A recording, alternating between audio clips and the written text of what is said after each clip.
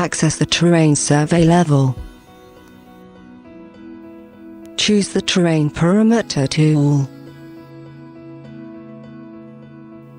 Now draw a segment of the perimeter by setting a direction and typing in a length.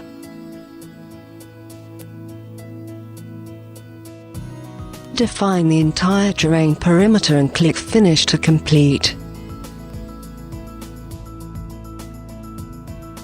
Define an offset value.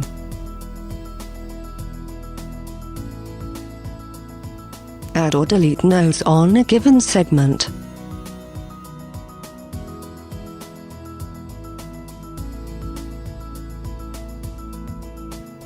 Or convert a straight segment to an arc to define the correct shape.